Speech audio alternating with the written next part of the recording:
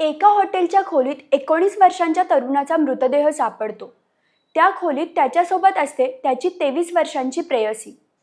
पोलिसांचा प्राथमिक अंदाज आत्महत्येचा आहे, पण मृत तरुणाचं कुटुंब ठामपणे सांगतं की आत्महत्या नाही तर हत्या आहे. एका फोन कॉल नंतर नेमकं काय घडलं? त्या हॉटेलच्या बंद खोलीत अशी कोणती घटना घडली की एका कुटुंबाचा आधार कायमचा निघून गेला? आणि या प्रकरणात सत्य कोणाचं आहे, पोलिसांचं की कुटुंबियांचं? चला तर पाहूया नेमकं प्रकरण काय आहे. नमस्कार, मी तन्वी आणि तुम्ही पाहत आहात सत्ता मंच. फक्त बातमी नाही तर बातमी मागचं विश्लेषण.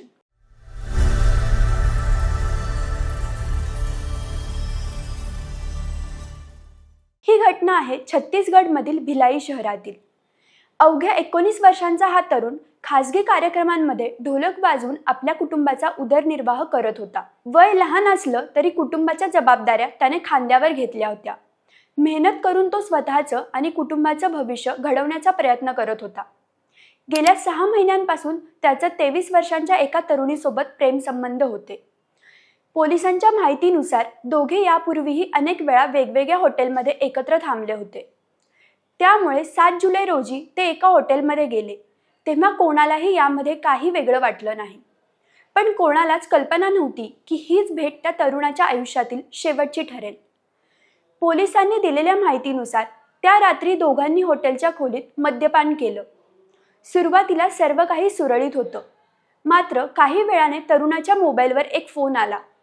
त्या फोनमध्ये नेमकं काय बोलणं झालं हे अद्याप स्पष्ट झालेलं नाही. पण त्या एका फोन नंतर दोघांमध्ये जोरदार वाद सुरू झाला. हा वाद इतका वाढला की दोघांमधील वातावरण पूर्णपणे बिघडलं. पोलिसांच्या म्हणण्यानुसार या भांडणादरम्यान संबंधित तरुणी प्रचंड भावनिक झाली. तिने ब्लेडने स्वतःच्या हातावर वार करून स्वतःला जखमी केलं.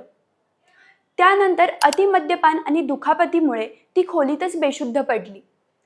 यानंतर त्या खोलीत नेमकं काय घडलं याचाच शोध आता पोलीस घेत आहेत. पोलिसांचा प्राथमिक अंदाज असा आहे की तरुणी बेशुद्ध असतानाच त्या 19 वर्षीय तरुणाने खोलीतील पंख्याला गळफास लावून आत्महत्या केली असावी. मात्र ही केवळ प्राथमिक तपासातील माहिती नाही, कारण या प्रकरणाला पुढे असा ट्विस्ट मिळतो ज्यामुळे संपूर्ण तपासाची दिशा बदलू लागते. दुसऱ्या दिवशी सकाळी जेव्हा तरुणीला शुद्ध आली तेव्हा तिच्या समोरचं दृश्य धक्कादायक होतं. तिने त्या तरुणाला पंख्याला लटकलेल्या अवस्थेत पाहिलं.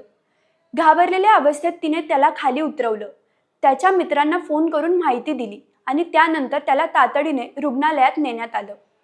मात्र डॉक्टरांनी तपासणी करून त्याला मृत घोषित केलं. इथपर्यंत ही घटना आत्महत्येची वाटत होती, पण मृत तरुणाच्या कुटुंबियांनी जे आरोप केले त्यामुळे या संपूर्ण प्रकरणाने वेगळंच वळण घेतलं. मृत्यूची बातमी कुटुंबापर्यंत पोहोचताच एकच खळबळ उडाली. घरच्यांना सुरुवातीपासूनच ही आत्महत्या असल्याचं मान्य नव्हतं. मुलाने स्वतःचं आयुष्य संपवलं असं होणं शक्यच नाही असा त्यांचा ठाम दावा होता. त्यामुळे त्यांनी थेट पोलिसांकडे हत्या झाल्याची तक्रार केली आणि या प्रकरणाची सखोल चौकशी करण्याची मागणी केली. मृत तरुणाच्या भावाने माध्यमांशी बोलताना अनेक गंभीर आरोप केले. त्याच्या म्हणण्यानुसार मृतदेहावर अनेक ठिकाणी जखमांच्या खुणा होत्या. जर हा प्रकार आत्महत्येचा असेल तर शरीरावर इतक्या जखमा कशा आल्या, हा त्यांचा पहिला प्रश्न होता. याशिवाय संबंधित तरुणीने यापूर्वीही त्याला मारहाण केल्याचा आरोपही कुटुंबियांनी केला आहे. त्यामुळे या घटनेकडे केवळ आत्महत्या म्हणून पाहू नये असं त्यांचं म्हणणं आहे.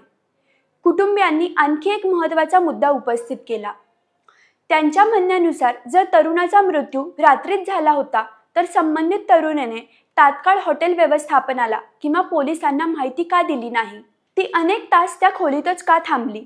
हा संशय अधिक वाढवणारा प्रश्न असल्याचं कुटुंबियांचं म्हणणं आहे. दुसरीकडे पोलिसांनी मात्र या सर्व आरोपांची गंभीर दखल घेतली आहे. पोलिसांचं म्हणणं आहे की केवळ प्राथमिक अंदाजांवर कोणताही अंतिम निष्कर्ष काढलेला नाही. घटनास्थळावरील प्रत्येक पुरावा तपासला जात आहे. हॉटेलमधील CCTV footage, mobile call record, दोघांच्या फोनमधील संभाषण, फॉरेन्सिक पुरावे आणि पोस्टमॉर्टम अहवाल या सर्वांचा बारकाईने अभ्यास केला जात आहे. या घटनेनंतर अनेक प्रश्न अजूनही अनुत्तरित आहेत.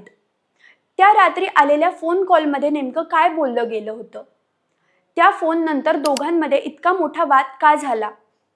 तरुणाच्या शरीरावरील जखमांमागचं खरं कारण काय आहे? आणि सर्वात महत्त्वाचं म्हणजे त्या हॉटेलच्या खोलीत नेमकं काय घडलं. या सर्व प्रश्नांची उत्तरं तपासातूनच समोर येणार आहेत. सध्या सोशल मीडियावरही या प्रकरणाची मोठी चर्चा सुरू आहे. काही जण पोलिसांच्या प्राथमिक तपासावर विश्वास व्यक्त करत आहेत, तर अनेक जण कुटुंबियांच्या आरोपांचीही सखोल चौकशी व्हावी अशी मागणी करत आहेत. मात्र अशा कोणत्याही प्रकरणात केवळ आरोप किंवा प्राथमिक माहितीच्या आधारावर निष्कर्ष काढणं योग्य नाही. अंतिम सत्य समोर आणण्याची जबाबदारी तपास यंत्रणांची आणि त्यानंतर निर्णय देण्याची जबाबदारी न्यायालयाची असते. एका 19 वर्षाच्या तरुणाचा अशा परिस्थितीत मृत्यू होणं ही अत्यंत दुर्दैवी घटना आहे. एका कुटुंबाने आपला मुलगा गमावला आहे, तर दुसऱ्या बाजूला एका तरुणीचं नावही या प्रकरणात चर्चेत आलं आहे. त्यामुळे या संपूर्ण प्रकरणात सत्य काय आहे हे निष्पक्ष तपासातून समोर येणं अत्यंत गरजेचं आहे. आता या प्रकरणात पुढे काय घडतं, तपासातून कोणते नवे खुलासे होतात आणि पोलीस कोणत्या निष्कर्षांपर्यंत पोहोचतात याकडे सर्वांचं लक्ष लागलं आहे. तुम्हाला या प्रकरणाबद्दल काय वाटतं? पोलिसांचा प्राथमिक तपास योग्य दिशेने सुरू आहे की कुटुंबियांनी उपस्थित केलेल्या प्रश्नांची आणखी सखोल चौकशी व्हायला हवी? तुमचं मत आम्हाला कमेंटमध्ये नक्की कळवा आणि व्हिडिओ आवडला असेल तर लाईक करा, शेअर करा आणि सत्ता मंच या यूट्यूब चॅनलला सबस्क्राईब करायला विसरू नका.